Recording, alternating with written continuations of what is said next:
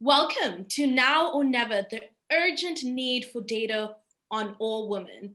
We're all here in this session to discuss why gathering data on critical issues facing women and gender diverse people is critical to ensure that the global reset that we all have been hearing about we're facing is an opportunity for growth and not for amplified struggle. The event that you've just joined us in is co-hosted by Women in Depth, a network of women spanning in international development and social justice sectors, calling for radical change to the current leadership models and funding practices implied. And then we also have the Global Count, a poll launched by Women's March Global in place of their usual march, aiming to collect data on all women and gender diverse people to ensure all voices are heard. We'll also be getting a very first look at the Global Count data here today to see what respondents have had to say so far. I am super excited to such an incredible conversation with a powerful panelist. We have amazing dynamic women with us in this session that you will get to hear from experts in the different fields looking at similar issues we'll be talking about today. But before I get into any discussions so far, I want to hear who our speakers are and who the panelists are. So let me give it up to the speakers. If you could just tell us who you are and just like a brief introduction about yourself. Thanks to Carla. So my name is Mpho Elizabeth Mpofu. I'm currently a senior account manager at Global Office Consultancy. I work closely with Women in Dev, which is co-hosting this event, and I work with the steering committee. These are exceptional and phenomenal women in the sector who are driven by the desire for change, and they've been helping to guide how Women in Dev works. I also work closely with the Global Count. I formerly worked with Action Aid Uganda as a gender advisor, and they have over 7 years of extensive work on gender and development. Great to have you on our session, Paul. How about Lorraine? Hi there, everyone. My name is Lauren Klein. I am an associate professor at Emory University in Atlanta, Georgia, in the US South. I teach data science, and I also teach in the English department. And I recently co-authored a book with Catherine D'Ignazio called Data Feminism, which uses intersectional feminism as a lens for thinking about and producing more equitable data science and data products. Thank you, Lorraine. Great to have you on our session. V, how about you? I'm very happy to be with everybody today. I'm V, formerly Eve Ensler. I'm a playwright. I wrote a play called The Vagina Monologues and many other plays. I'm founder of the V-Day movement, which is a movement to end violence against all women and girls and our Mother Earth and 1 Billion Rising. And I'm co-founder of City of Joy in the Democratic Republic of Congo. Great to have you, V. And definitely, I'm a big fan of the Vagina Monologues and doing amazing work around that as well. Thank you. And then we have Sakara. Thank you. I'm not sure why you thought me coming after V was a good idea. I look up to V. I'm Sankara Caroline. I work with an organization called Akili Dada. We are based in Nairobi, Kenya. We are a leadership incubator that works towards making sure that we have a lot more women leading in leadership spaces across the world and in spaces that not only make policy, but also define and implement policy. Thank you very much. Thank you, Sakara. And you know, policy is a key thing in the discussion we're having, so you're also a key person in this panel. Indeed. Our last speaker in this session here is Sanam. Good morning from Washington. My name is Sanam Naragi Angelini. I'm the founder and CEO of the International Civil Society Action Network and the director of the Women, Peace and Security Center at the London School of Economics.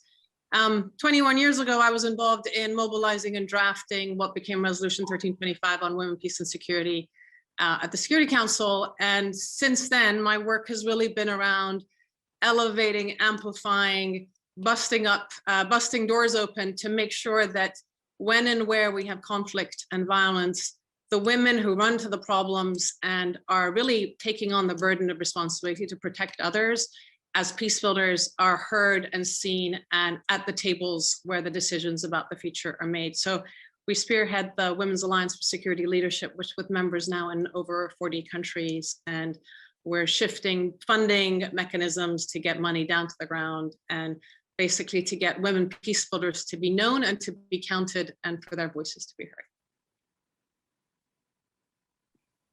Thanks, Sanam. And shifting funding to get money on the ground is exactly some of the key things that we'll be wanting to hear more from Sanam as well. So welcome to all our speakers today, very diverse speakers with incredible experience and expertise on what we'll be talking about today.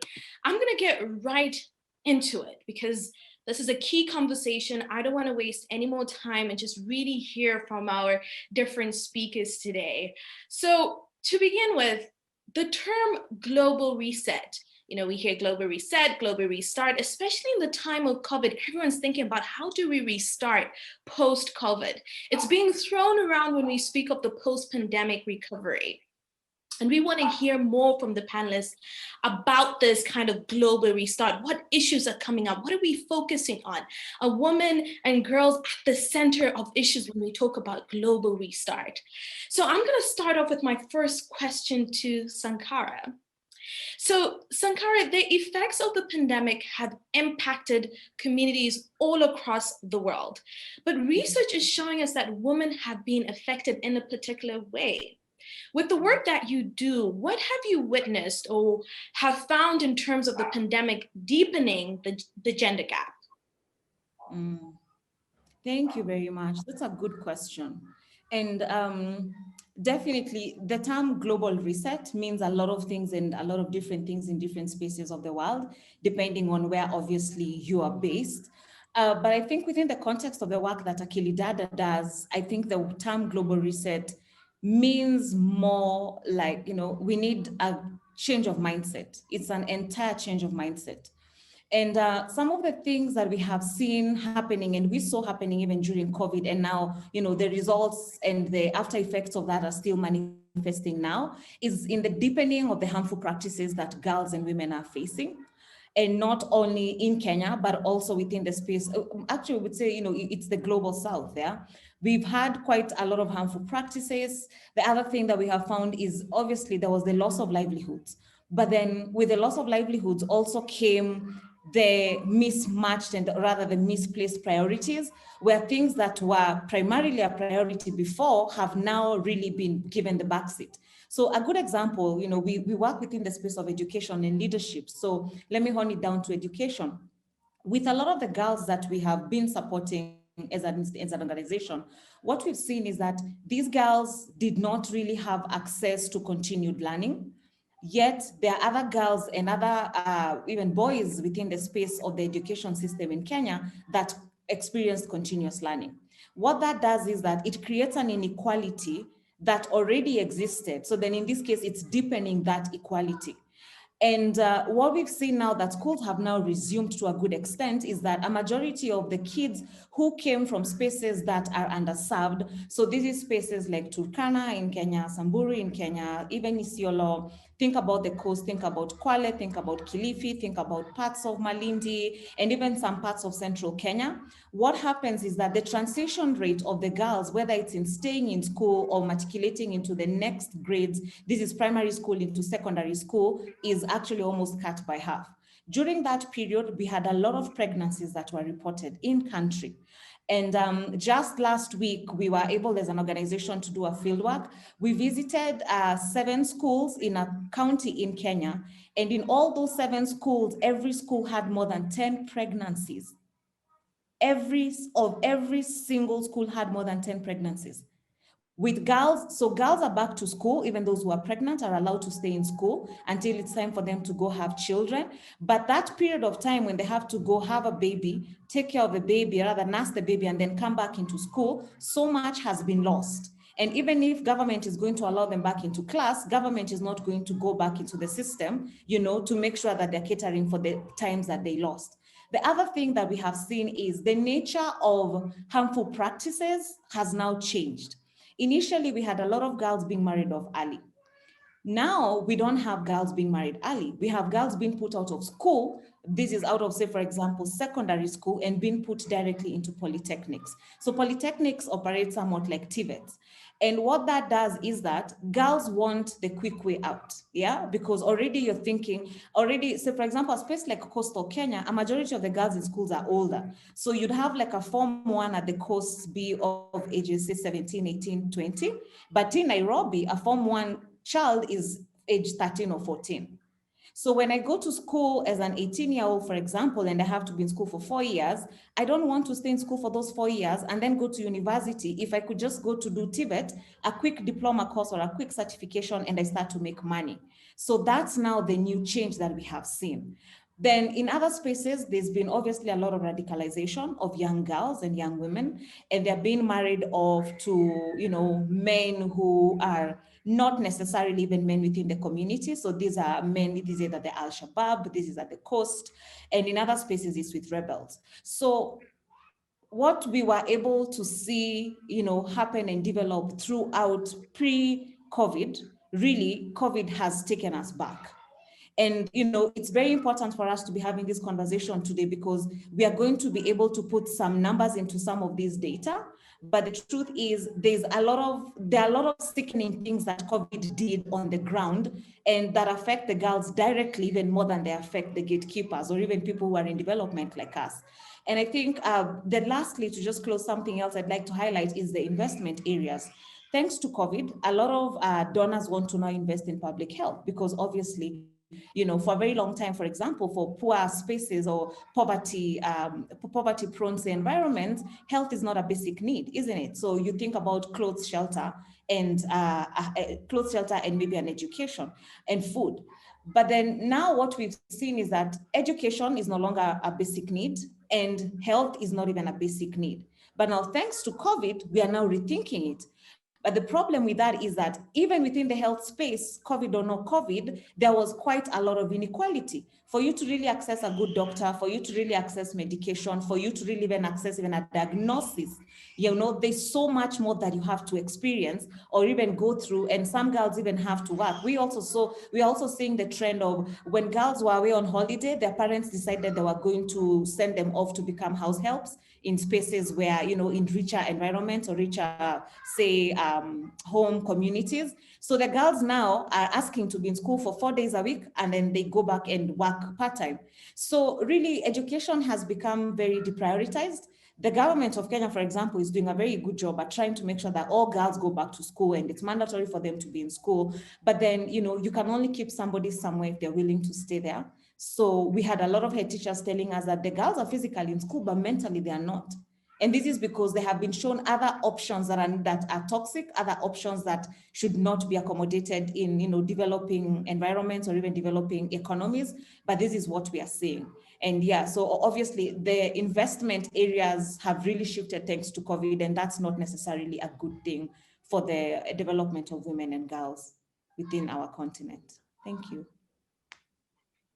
Wow, Sankara, I was sitting here and as soon as you had said, the schools you visited had over 10 pregnancies, and just hearing that data is so alarming. And, talking about global count and the data that we need, I think the key thing that we should be thinking about is that with all these issues coming up, is data being collected and being reported on these current issues, especially during the COVID pandemic, that can help really mold the key policies and interventions that we need to be putting in place post-COVID. Some key things you said, for those who are Twitter fans, that I feel like are key to hashtag, I would say hashtag from Sakara, change of mindsets, hashtag misplaced priorities, hashtag inequalities on a rise. Sankara, you have shared some key information, and I think on your side, and I'm sure we'll come back to you again as we speaking and talking about these issues, but something to think about with all the issues you've reported. The question is this data being captured? Is it being counted? Moving on and talking about counting and global count data and everything around that, I want to move on to Lauren. Lauren, one of the big motivations behind the global count is to fill the so-called gender data gap. and to map the issues that matter to women and gender diverse people globally. And we just heard Sankara just talking about some of these issues. Lauren, in your book, Data Feminism, for those who haven't read this book, you need to go read it. Very, very key information. You unpack the powers that exist within data science that allow them to dictate who matters enough to be included in the measures of society. We want to hear from you, Lauren. In your opinion, how big of a problem in the gap in intersectional data, and how does this impact real-world decisions being made? Are there areas, either countries or demographics, where data collection on these issues in particular is bad? That's such a good question. And it's really a key one, right? Because without a sense of the big picture, which is what data can give us, it's often hard to know how to intervene at scale. And one of the things that we talk about a lot in the book is collecting data requires incredible amounts of resources, all kinds of resources, right? You need access to technology, you need access to training, you need access to infrastructure, you need access to people, all of these things factor into the types of data that are collected and the types of data that are not, or even the questions that are being asked about data and the questions that are not. And unfortunately, right now we have a situation where, for the most part, the largest data collection efforts are being consolidated within large and powerful corporations that don't contain enough representation of gender diverse people, very broadly construed, right? We know the demographics of these corporations. We know the demographics of the leadership of the most powerful institutions. And ultimately, when you are looking to these big data sets, those are the people and institutions that are currently making decisions about what gets counted and what does not. And sometimes those are deliberate decisions about what they think is important. Sometimes they're decisions it hasn't never occurred to them, about an issue that is actually quite important, but just isn't represented by the people at the decision-making table, which is why, again, it really matters who is there, who is authorized to speak, whose expertise matters, whose experience matters and is valued. In terms of the gaps that we face and sort of the work that needs to be done, unfortunately, we are a very long way from saying that we have enough data on all of these issues. And I think, hearing Sankara speak a little bit before, it really, it serves as a good reminder that if we want to know, we, again, like generally we, the people of the world, right? If we want to know what issues matter, what issues need to be the focus of data collection, we really need to be listening to people in those particular places who can tell us, these are the issues that matter to people living their lives in these specific places that need to be addressed. Yeah, maybe I'll just end it there for now because I'm just so eager to hear what everyone else has to say. But I'm really thrilled to be a part of this conversation. So thank you. Lauren, I'm not going to let you off the hook quite yet. You brought up something really interesting, especially around decisions, and decisions, when we talk about decisions, we're really thinking about who's at the table. And that was some of the key things that you were bringing about in terms of representation of gender diverse people is a key thing when it comes to decisions around what is being counted. But Lauren, just one key thing from you, what we wanted to just know, so generally speaking, what are we missing in terms of data on women and gender diverse people? And why is it important to have reliable data on all women and gender diverse people's needs? Yeah, it's so important. Again, this goes back to what I was saying before about sort of power and control not being distributed equally in the world, right? And there are dominant groups that tend to be able to make decisions, that tend to be the focus of research, and everyone else who is not. In almost all cases, I do think that conversations like these are helping to change the narrative about why collecting gender data and collecting data on gender diverse people, right? Women, trans women, non-binary folks, like we need all of these data in order to give us a good sense of what's going on in any particular issue. But until recently, there wasn't really a conversation about why this mattered for issues that seem quite unrelated to gender issues, right? One of the conversations, I feel like there's two examples that come to mind immediately. One there's been a really interesting conversation about transportation recently, and you might think, cars, buses, subways, what does this have to do with gender? And the answer, so if you're collecting information about transportation use or access or things like this, why does it matter that you also collect gender data? It matters a lot because of the ways in which the economy is structured, the way in which economic roles are distributed across genders, and in turn, the way in which people from different genders use transportation differently. For instance, in traditional sort of normative gender roles, you have the men of the household working a consistent job, going to the same place every day during regular commuting hours, whereas the women tending to have to do more of the smaller tasks, or if they do work, they work fewer, less consistent hours. They go to different places on a broader range of hours. You also have the issues of physical safety. Women and other gender minorities often do need to think more about their physical safety and the potential for harm in a way that folks from dominant genders do not. This matters when you're talking especially about public transportation, things like, and you can sort of unpack it like this, and you start to think and you think like, oh, of course gender matters for when you're thinking about something like transportation, but until you have people pointing that out to those in charge who have never perhaps experienced the ill effects of a poorly designed transportation system or limited hours or a lack of safety protocols, have not occurred to them. I think another issue where this has been laid bare is with respect to COVID, right? Initially we had this definition of, at least especially in the United States, who is an essential worker, who is a frontline worker, and people tend to think, oh, it's doctors, right? But then, when we realized all of the ways in which the economy depends on a range of people who need to be in a physical place every day to work, it's not just doctors, it is nurses, who are predominantly women. It is also grocery store clerks or retail, people working in retail, things like this, also professions that are dominated by women. These are people who also need to go to work during this pandemic in order to serve, the broader population. And yet, initially thinking about, very narrow definitions of who mattered during a pandemic, we again, sort of like the broad population tended to focus exclusively on the medical constraints of the pandemic. And the flip side too is, being at home. And I know this will relate to some things that V will talk about. Being at home has all sorts of impacts on the primary caregivers and families. It also has primary impacts on people who are experiencing domestic violence, but are literally constrained in their homes and cannot leave, locked in.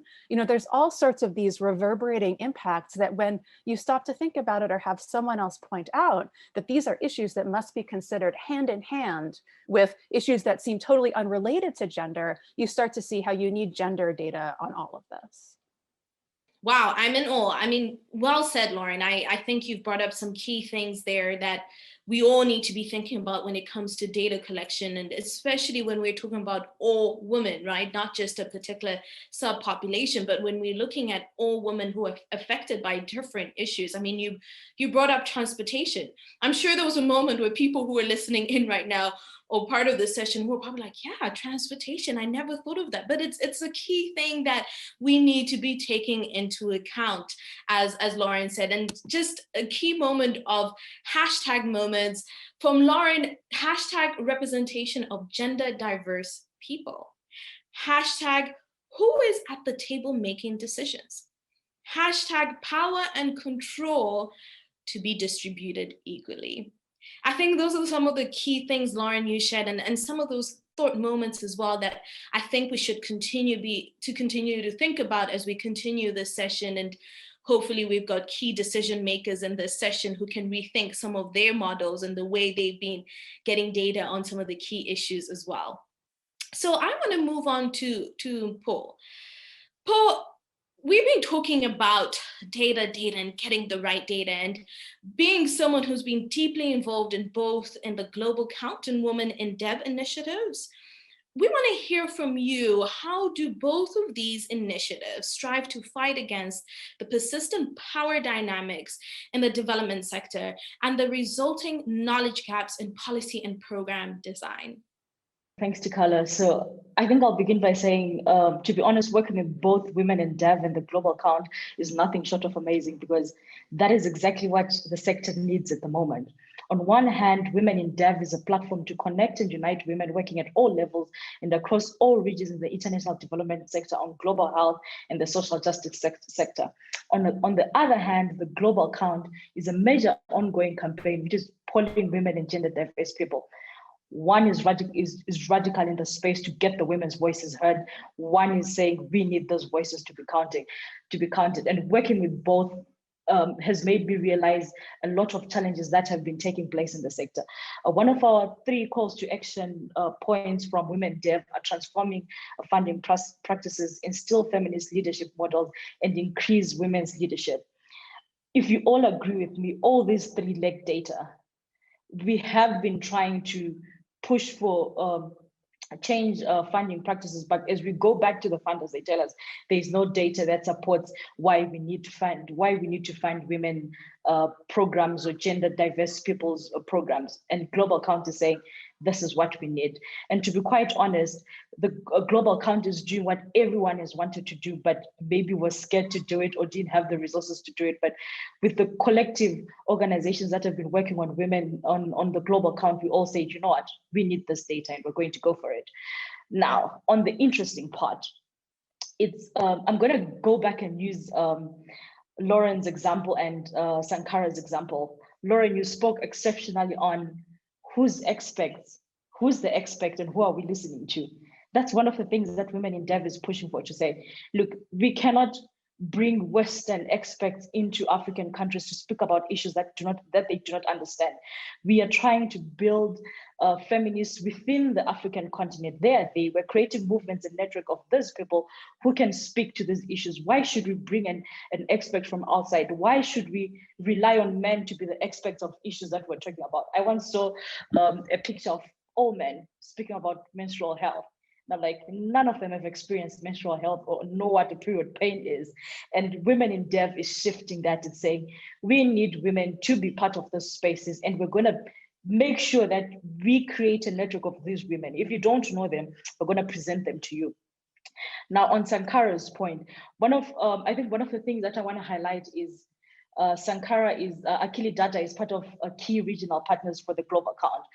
One of the reasons why we went for regional partners was because we realized if we go at this global count broadly at a global space, we're going to fail to capture voices that we actually need. We're going to go back and still remain with the Western views or the very countries that have access to data, that have access to internet, and they're going to still overpopulate the global count. Regional partners are playing a very key strategic role in ensuring that we get to reach the hard to reach places. We get to count every woman. Akili Data has been working to ensure that women across the region, East African region, are being counted.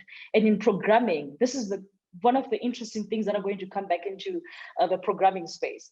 When Akili Data lives here, they understand what's taking place in Kenya. They know some of the challenges that are being faced by women in Kenya. If you've seen the data brief, it says Kenya is part of the top 10 countries that have been leading in the responses.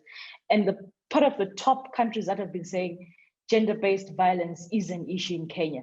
Now, Akili Dada is going to live here with evidence to support their advocacy, with evidence to support their programming.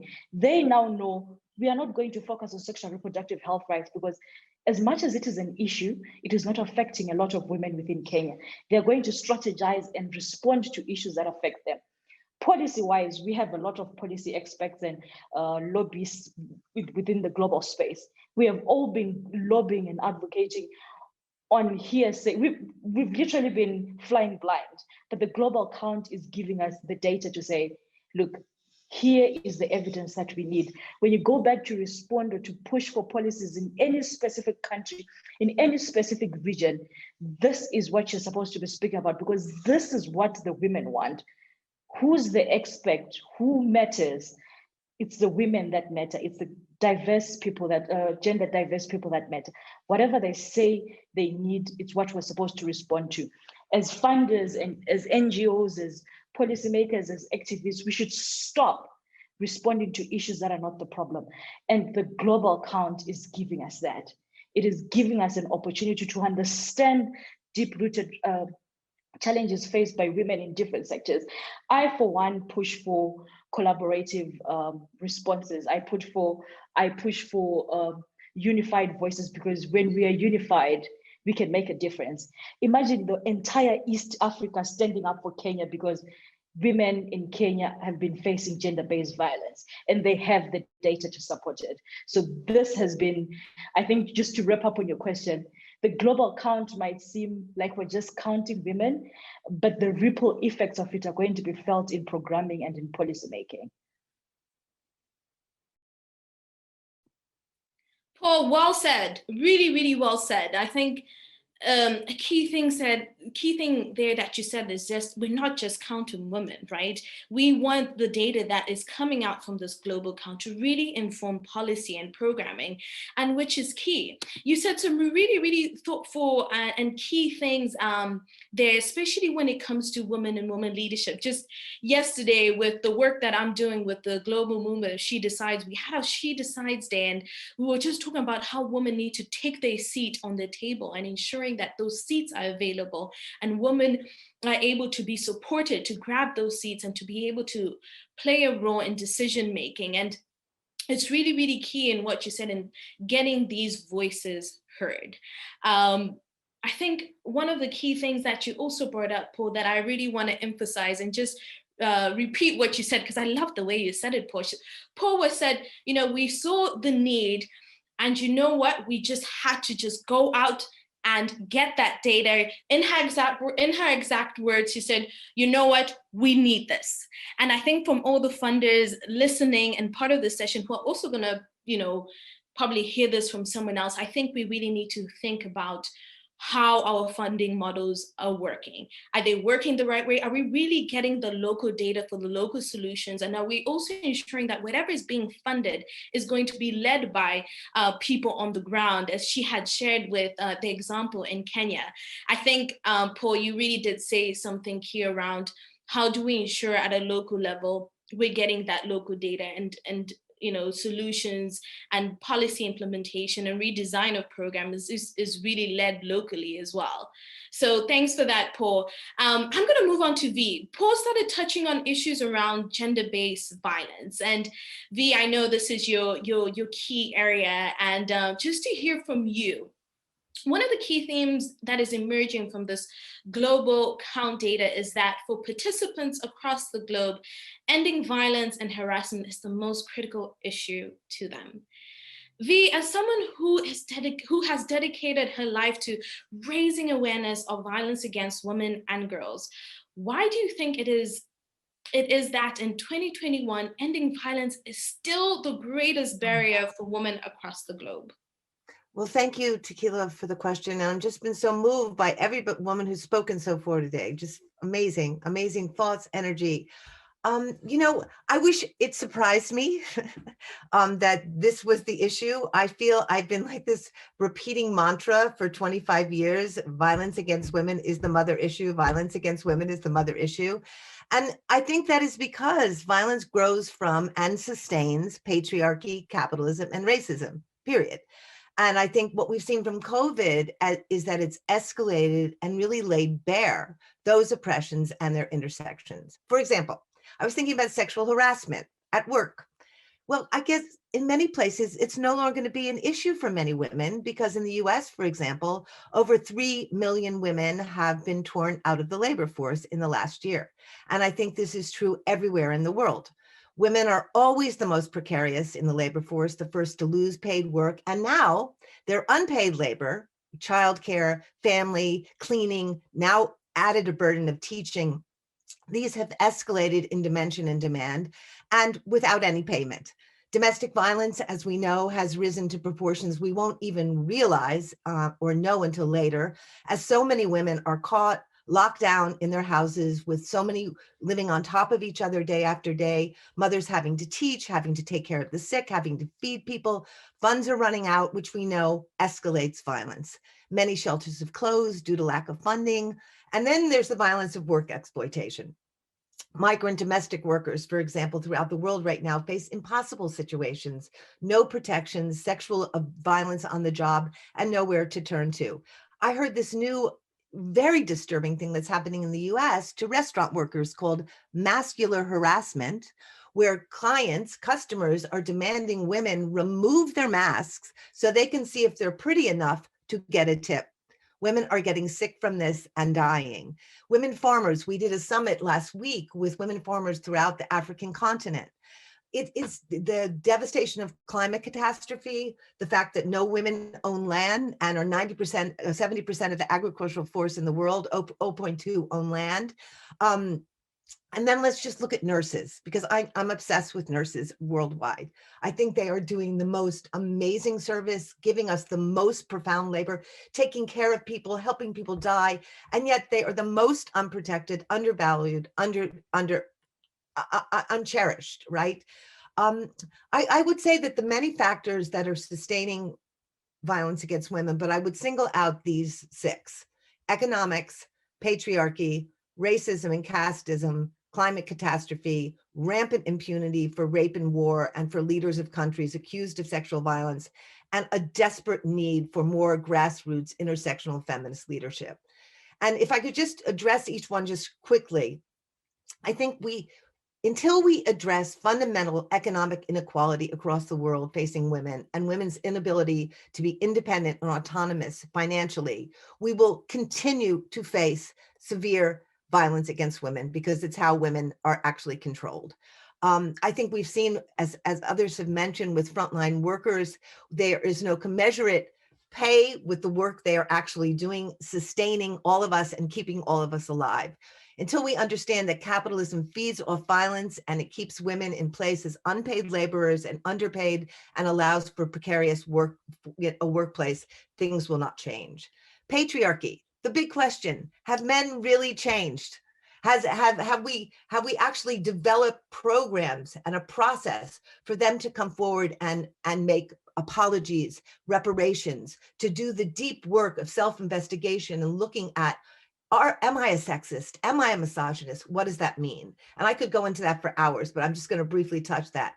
I think, having spent much time in the Congo and other war zones, I would say that the rampant impunity of rape war crimes or sexual terrorism, going as far back as the comfort women in World War II and continuing through recent wars in Bosnia, Congo, Sudan, Iraq, Myanmar, it goes on and on.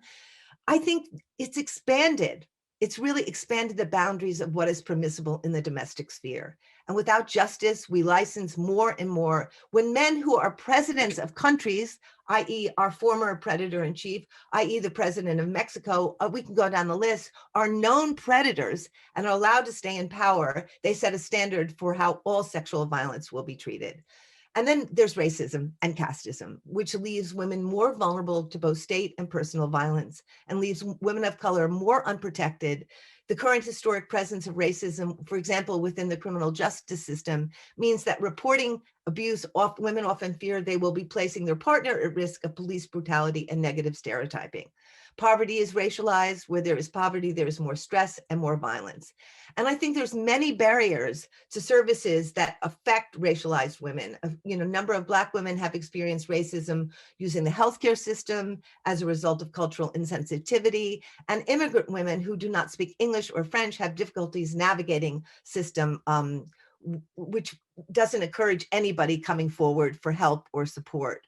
And then I would say climate catastrophe. In periods of prolonged drought, which women are seeing, women and girls now make more frequent and longer journeys to get food or water, which makes them more vulnerable to sexual assault.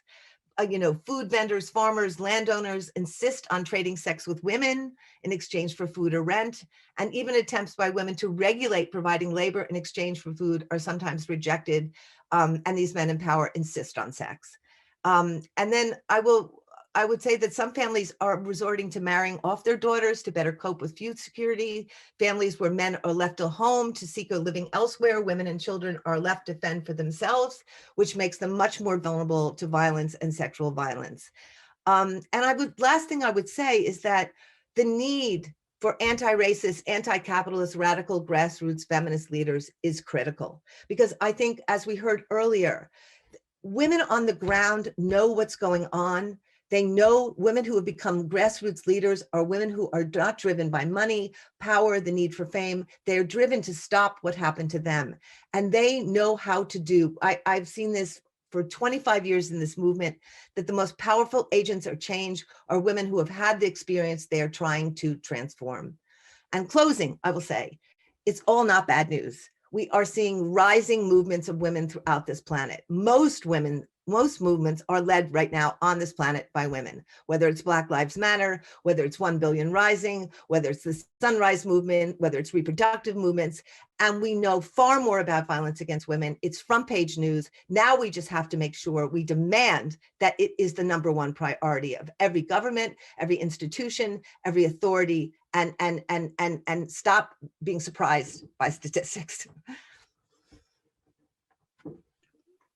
Vi very passionately shared there. And I mean, if there are any policymakers listening to this session, I think with what Vi said, you should be getting down with legislation and paperwork and ensuring that we have these right policies in place that take into account all women, especially the issue of financial independence. I think that you really touched on some of the key things that are the root issues when we talk about social determinants of health. Those are some of the key things that we keep hearing, but not doing enough of. I think I love the way Vi just brought it down to say that women on the ground are the most powerful agents of change. And I think it's just a moment of us to think through that. And the agents of change that we really want to drive the change that we want to see, we need to make sure that the safety is the most important thing, especially with issues that she brought up, sexual harassment at work. What are we doing about it? I mean, there's stuff being done, but really, what are we really doing about it to bring about the change that we need? You know, you brought such an amazing question there. Are men really changing? I think that's something to think about. And, you know, if we have more time in the session, I would love to hear other people's view on just that question alone. But I want to move on to our other speakers. Sanam, we have not heard from you and would love to hear from you and your thoughts as well. Sanam, you formed ICAN, the International Civil Society Action Network. What would you say is the value of gathering qualitative data and listening to what women on the ground actually have to say about the issues affecting them? How could the Global Count help bridge this data gap and ultimately impact funding flows? Our work and my work for the last 25 years has been on making, drawing attention, if you want, to women in war zones who become actors, and to understand the totality of women's experiences and the diversity, because we have a kind of model of thinking that when, you know, wars are male-dominated spaces, effectively, we only hear about the generals, and if you look at historic monuments and so forth, and yet underneath all that violence, the people that are holding society together are women. If you look at a refugee camp, the tendency is, you know, in the media to show us the women carrying the baby and the mosquitoes. But if you actually put yourself in the shoes of that woman, she is having to think about how she's going to take care of the baby, what other kids she has, whether she's going to get the tent, where she's going to get the water. They are never, ever passive victims. They're constantly using their agency. There's constantly decisions that are having to be made, choices having to be made, horrific choices having to be made.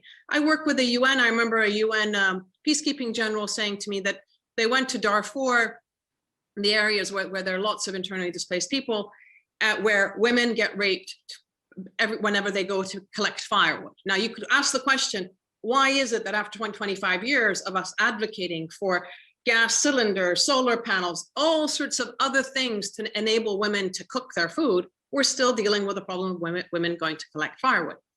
So they go to collect firewood and they're being raped. And he said, you know, I went to the women and I said, well, why do you do this? Why do you go and you know, put yourself at risk? And he said, the women turned around to me very calmly and they said, if we go, we get raped, but we come back. If the men go, they don't come back because they get killed. These are the choices that women are making. In Sudan, a colleague of mine was saying, women don't have time to die. because they get up in the morning, they have to look after the food and the kids and the everything, right? The people who are sick, the people who've been maimed. Meanwhile, the elderly men of their communities are devastated by the destruction of their social structures, of what's happened to their constituents in their communities. And the young men are killing themselves or killing each other. The women don't have time to die. Just thinking about it in terms of the burdens, but the strength and the resilience and the agency that women take on in these contexts is the work that I've done, and it's the work that I will do probably to the day that I drop dead, because to me, we need these voices in those highly exclusionary spaces where decisions about war and peace are being made, and these are decisions about past conflicts that are shaping the present and are going to be determining the future, right? And it's the same guys. It's if you think about Israel-Palestine, it is literally the same old men coming back over and over, and it's madness. It doesn't get you anywhere, right? So these are highly exclusionary places, and as far as I'm concerned, it is our right as women to be in those spaces to completely redefine how we think about what is peace, what is security, what is conflict, what is politics, all of these things. And it's a big paradigm shift. It's 2,500 years of diplomacy that we're trying to bust open and change. And frankly, we're going to do it because it needs to be done. So that's one side of the story. The other side of the story is every time I hear about violence against women, my question is, where are the men?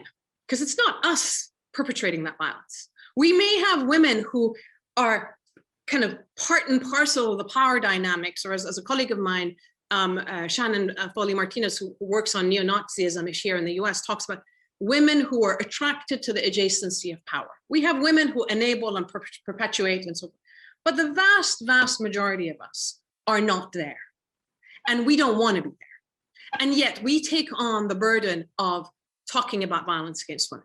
Where are the men? Why do they not have the courage to come and put the mirror to their own faces or to their own counterparts and cohorts and say, what's going on? What's going on with us? Why is it that during COVID, it's taken for granted, literally, it's taken for granted that all around the world, because we're stuck at home, there is violence, domestic violence that's happening, and it's because men get frustrated. We all get frustrated. I'm sure lots of women get frustrated. They're not beating up on people. They don't think it's natural and it's their right to kind of show this visceral aggression coming out. So let's talk to men. And my guess is that actually, if we open these channels, many men, a majority of men also are victims of violence themselves, also would like a different dynamic in play. What are the resources? How are we enabling and teaching our boys and our men to talk and to articulate what's happening? This is a lot of where for me, the qualitative stuff comes out, because once we have the data, and I sadly, I can tell you this, data and knowledge alone doesn't shift action. It'll get us policy. We've worked, we have 10 Security Council resolutions. We have 85 countries that have national action plans saying, rah, women should be at the peace table. Not one of them is doing it. What is the United States doing right now to get Afghan women to the peace table, where the Taliban is literally not only killing people on the ground, but is actively fighting to take away their rights? We have a law in this country, and it's not being implemented by our own policymakers in this. So we have the knowledge, we have the policies and the laws. What you need is a shift in action. And to get the shift in action, we need a big cultural force to come to push this demand, right? So it's looking at it from multiple spaces, but at the sharp end of the stick is the women I work with, which are women peace builders, who run to the problem, who put their own lives at risk, who tackle and face these guys, who are willing to stand in front of a group of militias and mediate spaces to enable protection and get food and so forth. And these women count. We need to elevate their voices, because they may be, it's quality and quantity. These qualitatively, they are extraordinary people. Quantitatively, they're very few, actually, because it's dangerous.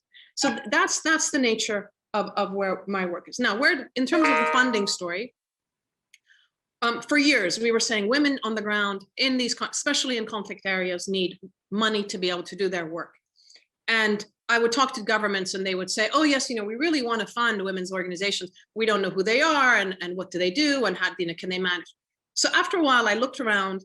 I even looked at, I was like, okay, what about the UN system? But the UN system, there's a lot of paperwork and rigmarole that goes with trying to get funding from UN and politics as well. So I set up a fund under the umbrella of ICANN called the Innovative Peace Fund. And we said, okay, you give us the money and we will literally, you give us wholesale, we will retail it. We've done grants of $3,000. We've done grants of $80,000. We've done COVID era grants. We actually advocated to enable flexible funding from many of the government donors to basically say to our partners, here's the money, do what you think is necessary. On the ground, in Iraq, in Yemen, in Syria, in Afghanistan, in Pakistan, women started doing PPE and masks and hygiene sort of information things. As a result of the work that they're doing in Yemen, the militias now don't trust their governments. But the partners that I have are the ones who can talk to the government and who can talk to the most marginalized communities and enable the sharing of these resources. So that issue of going back to the original question about what do we do, the reset question, it's going back to the future. It's really about saying, we've had 40 years of neoliberalism. Neoliberal economics is extreme capitalism. Extreme capitalism.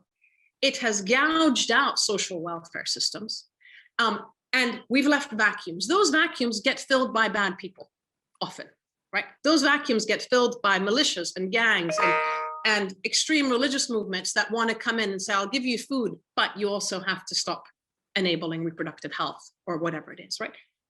We have to reverse that and say we need local social infrastructure. Women have to be central to that. Women are already central to that. We have to recognize what they're doing. We have to have them at the tea table and get them to shape the global policies. That's what I would like to see. That whoever is talking about COVID and reset, if you have the courage, bring the women from the most local communities and the most fragile areas to tell you what they think needs to be done. They have very good ideas. It's very practical. It's very cost efficient and it's transformative.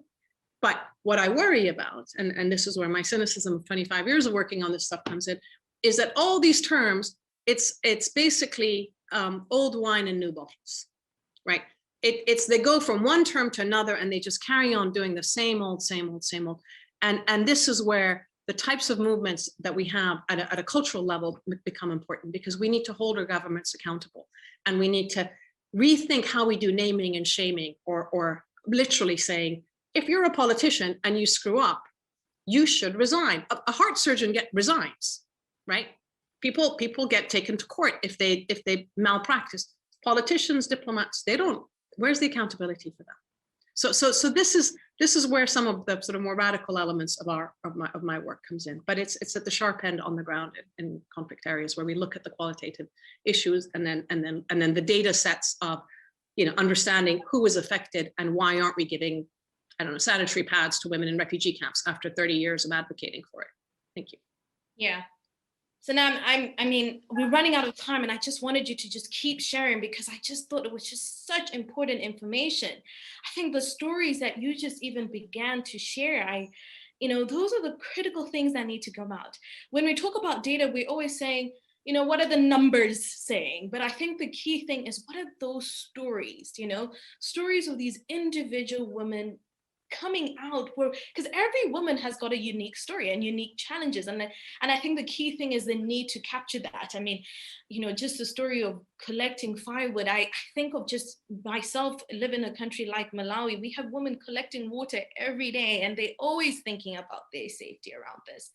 So, Sanam, you have really brought up key issues, and I think pushing accountability and thinking about, even when it comes to funding, how can we support efforts around holding leaders accountable? Because like you said, we do have the policies, we do have the commitments, but what's happening when it comes to implementation and enforcing these key policies? So I think key thing you've said there, hashtag choices have to be made, not only for the women, but the people, the policy makers, to also decide that women should be at the table, So that's a choice that needs to be made for funders out there to make a choice to fund the local solutions and the local problems, and also ensure that we are investing in qualitative data. So now, well said. And just looking at the time, and we could talk forever on this and come up with the practical solutions that need to go forward. But sadly, we're going to have to conclude. And I'm wanting to hear just a few things from every speaker we've had in our session. Just briefly, if you could just share in just 1 minute. I know this is going to be really hard, but in just 1 minute, if every speaker could just share, this is my final question. With the data that we've seen in the global count, what findings most interest you? Thanks, Tikala. I think one of the interesting things is women exist, gender diverse people exist. We should stop hiding behind cultural practices and religion to continue perpetuating patriarchy. It's time to listen to what women and gender diverse people are saying and respond to some of the challenges that they're facing, because the data is showing that they exist. I think for the longest time, maybe they haven't been advocating for women's rights because they thought we don't exist, but the global count is showing we do exist, and we have been counted, and we want solutions based on what we said we want change to take place on. Perfect, love it, Paul. V. I just want to say before I do that, you've done an absolutely brilliant job of moderating this. And I just really appreciate you. And thank you so much for the way you've moved this conversation. It's just been astounding. You know what I would say? I want to echo something Sanam said. You know, for those of us who've been in this movement a very long time, we've been saying this. We've been, you know, you get to the point where you're like, how many times can you say the same thing? How many times can you pound the same table? How many times can you, you know? And what I would hope, and I think, is if it is true, and we know it is true, and I will venture to say the statistics are even higher than this counting is showing, that violence against women is the central issue women are facing on all these different levels. We need to make a cultural, financial, spiritual, social decision to commit ourselves to creating a world where women are free from violence, from the methodology that oppresses, denies, hurts, cauterizes, and shuts them down and shames them. That's what we need to commit to. And no more talk. It has to be action, action, action in the truest sense. That's what I would say. Thank you, V. Well said. Action is the key word. Sanam. So just to echo what Bo was saying about the fact that, you know, this is about showing that women are out there. And to me, again, what's interesting is that on the one hand, we have huge diversity across women, across the gender diversity. And yet at the end of the day, there is a core universality about us, right? About what we want, about how we aspire. When people do surveys about how women define security, it's a shared notion of security across all of us. And in fact, I think if we asked men, it would also be the same thing. And yet we're constantly being told that security comes through guns and weaponry and so forth.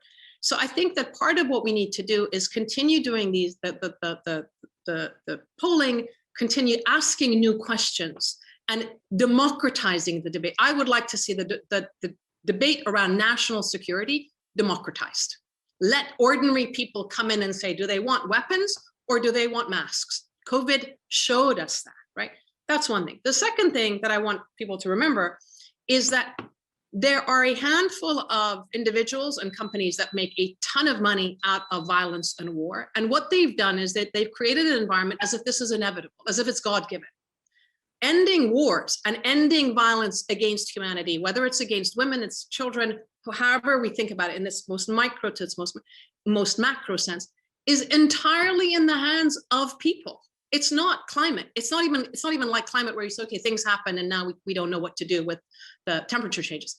The decision to end a war, to the decision to prevent a war, the decision not to hit, the decision to not fire a bullet, these live in individuals, their individual decisions. And that's the cultural shift that I would like to add to what V was saying as well, that it's doable. Women are living with this and doing it, so let's get the men to do the same. Let's get the men to do the same, Sanam. Very key things right there. Lauren, over to you. Okay, I'll just echo some of the things that have already been said already, especially what Sanam was saying about how the global count. I appreciate how there is both a desire to recognize what is universal, experiences that are shared among women, and an insistence that there are a lot of kinds of women with all different sorts of backgrounds, identities, desires, needs that can be, that and should be recognized sort of within this larger category. I think that it's really important, and I think this is one thing that the global count certainly recognizes, that counting can mean a lot for representation. It can serve as witness, it can serve as testimony. All of these things matter when we are counting. It's more than just, creating a data table or a spreadsheet. These are actual people and lives and experiences that we are trying to somehow collect together and aggregate and sort of make mean something more. And the last thing I'll say, which may seem a little bit surprising coming from someone who wrote a book about data science, is that, data is not the end. This is something that Sanam said too, right? That data is only a means to an end. It's a means to effecting change. It's a means to taking action. It's a means towards empowerment and sort of making the world that we want to see. And sometimes data helps with that. Sometimes data is only a part of that. And sometimes, and actually in a lot of cases, not deciding not to count in certain situations, especially when issues of violence or exposure are on the line. Sometimes we need to make a deliberate and intentional decision to put certain things sort of off limits, but sort of recognize the reasons why we have done so. So that's what maybe I'll just close by saying, data is part of the solution, but it is not all of the solution. And it really requires a constant rededication and a constant commitment to envisioning and then acting upon creating the change that we want to see in the world. Well said, Lauren. And I think the key thing is once the data is coming in, what are we doing about that data? So Kara, over to you.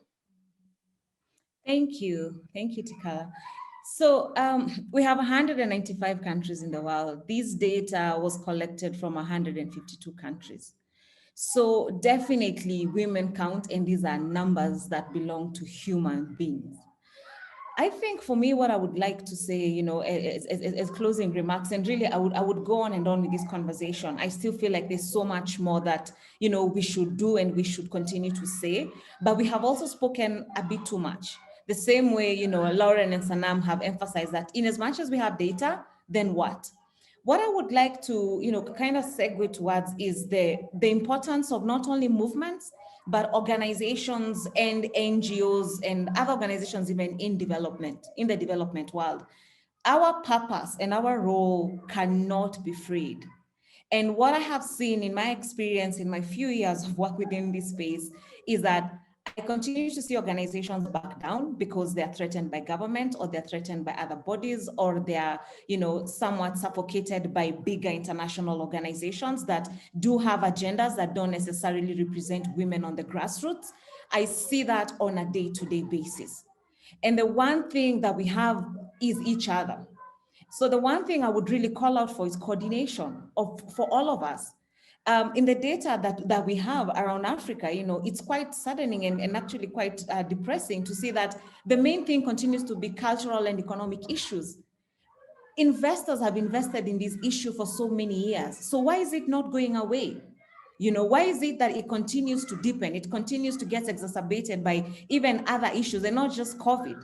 So I think what I think we require towards creating a mindset and a mind shift and towards creating even a new paradigm is feminist-centered programming. And I think if we are able to do that, that is going to be a form of adoptive and also cognitive programming that is inclusive of all genders, of all races, of people of all ethnic backgrounds, of people of all economic statuses. It is not going to discriminate or even disassociate. Because that is the one thing that is lacking, is we have so many organizations for each and every household across the world, isn't it?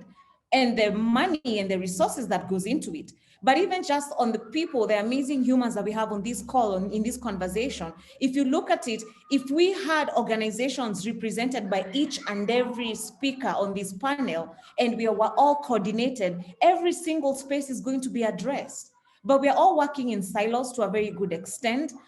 People who invest in these spaces are not helpful because they come with their own restrictions. And it was quite amazing to hear, Sanam describe what they've been able to do, because the truth is, people on the ground know what the problem is. And in as much as we are going to continue meeting at the G8 summits and all these other extravagant summits, the truth is, people who make decisions on those tables lived in these spaces so many years ago. They don't know what is happening on the ground.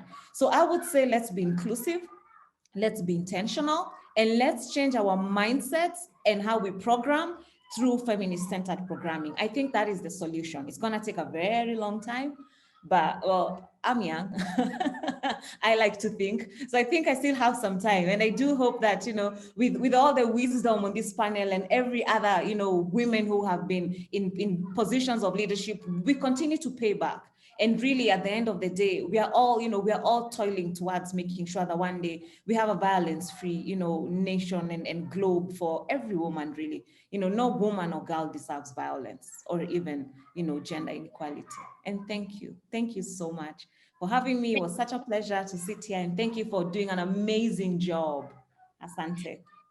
Thank you, Sakara. I am looking at the time. I know for those who've been joining this session, we have gone over time. Apologies of that, but very critical conversation and very key things that needed to be said. So I'm sure you're okay that we went over time.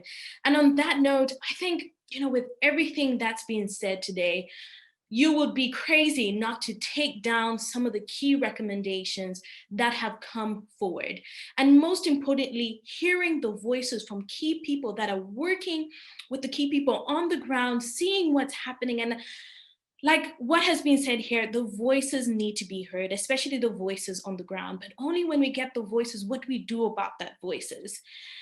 I think I would like to end and conclude and to say that the main thing we can draw from this is that a gender equal future is not possible without an intentional effort to engage women and gender diverse people in the global dialogue around on what issues are critical to them and what reforms are needed for them.